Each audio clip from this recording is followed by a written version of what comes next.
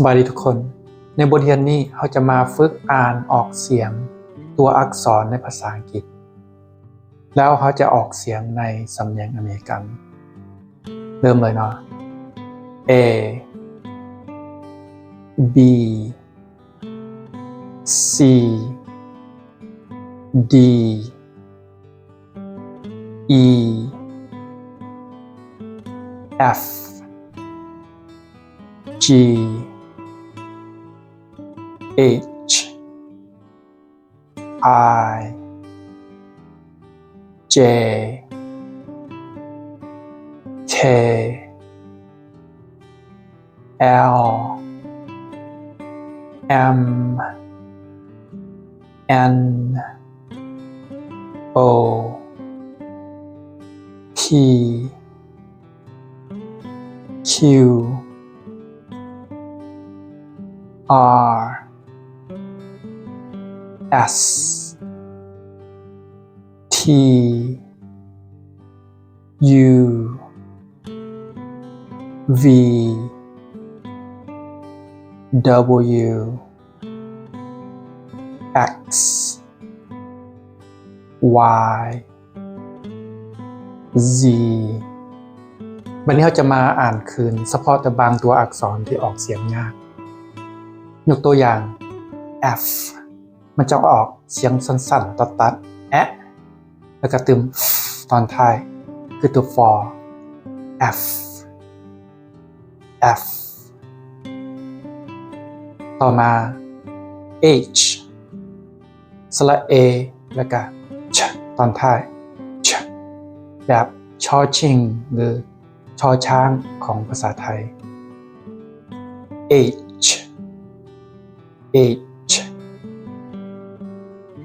ต่อมา I บ่แม่น I เด้อบ่แม่นสระ I นี่มันสระ R กับยอ I ต่อมา L สระ A แล้วก็สระ A แล้วก็ข้างลิ้นตอนท้ายL ต่อมา M สระ E แล้วก็คือตัวมอ M M ต่อมา N คล้ายๆกันสระ E แล้วก็ตัวนออยู่ท้ายN N ต่อมา Q ตัวคอสระ E วอ Q R R เนี่ยข้างลิ้นตอนท้ายเด้อ R ต่อมา S สระ E สั้นๆแล้วก็คือแบบตัวซอ S ต่อมา V V อันนี้บ่แม่น V นะบ่ยุ่มปากเด้อตัวนี้มันจะลมหลายๆตัวนี้เฮากัดซบลมเฮา Va V V ต่อมา W W บ่แม่น W นะบ่ออก W ออก double สระโอรถ W ต่อมา X X แล้วก็หยุดเสียงแล้วก็เติม X บ่แม่น X บ่แม่น X ต่อมา Y Y ต้องยุ่มปากก่อนวะคือตัววอนะวะ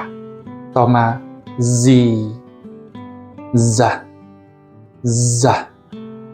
นี่ลมหลายๆแล้วก็เติมสระ E Z บ่แม่น C เวลาเด้อ C จังซี่นี่ลมบ่พอต้อง Z